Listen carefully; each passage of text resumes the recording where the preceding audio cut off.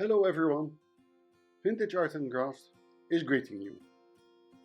In this video we are going to show you how we test our jewelry and what tools we use. Now we are going to test these 3 silver tone items to see what kind of metal it is.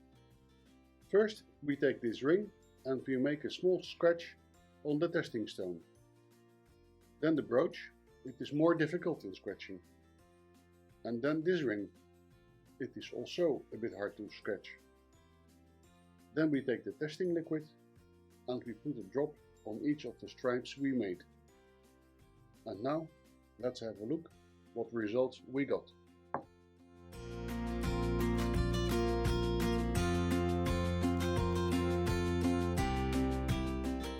Then we take the testing liquid and we put a drop on each of the stripes we made. And now let's have a look what result we got. As we can see on the left stripe, the metal has turned visible white, light blue.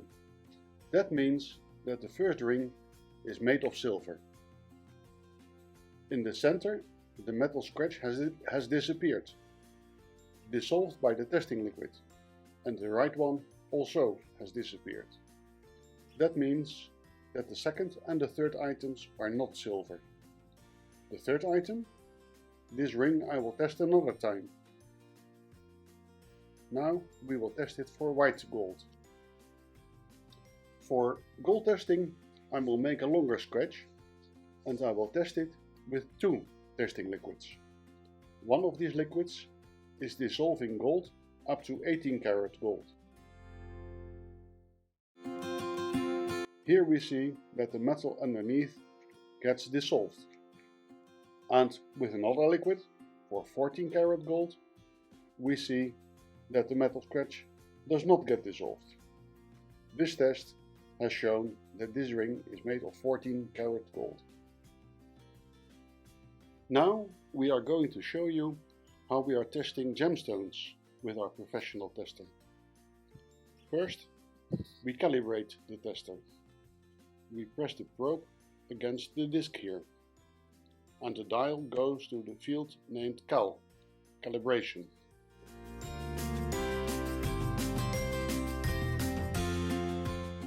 Now let us test this pendant. I push the tip of the probe against the central stone. The dial moves to the right, to the stripe where it says garnet. It is exactly the result that I was expecting. I will show it again.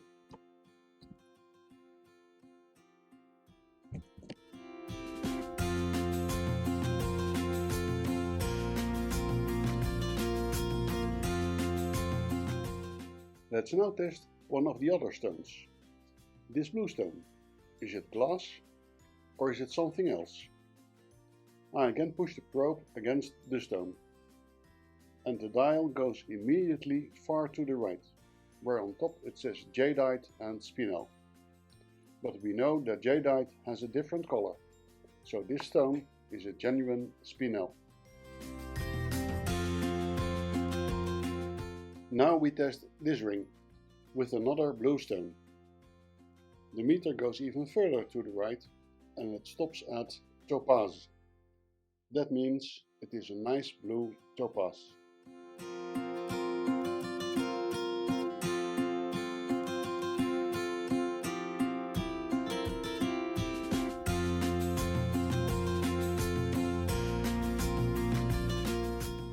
Let's now try another piece. This bracelet with big green stones. I press the probe against the stone. The meter hardly moves and the dial stays indicating at glass. That means that unfortunately it is just glass stones in this nice looking bracelet.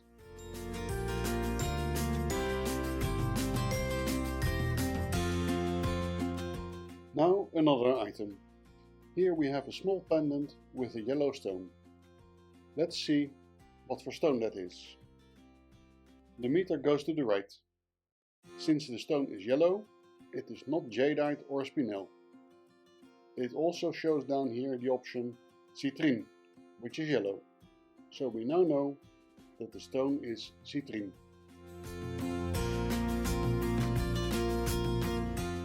Now we are going to use another professional tester, which is used for testing diamonds. As we see the blue light, that means that the stone is a real diamond. All our diamonds are tested.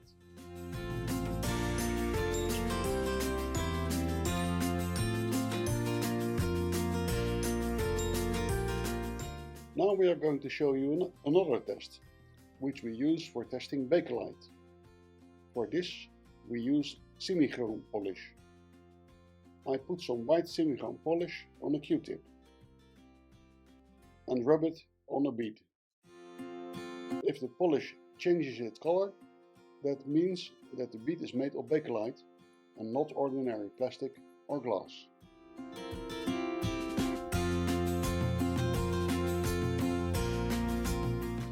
For comparison, I am going to show how semi-chrome reacts to this pressed amber necklace. Again, we put a little bit of the paste on a Q-tip. We rub it on the bead and there is hardly any discoloration, which means that these beads are not made of bakelite.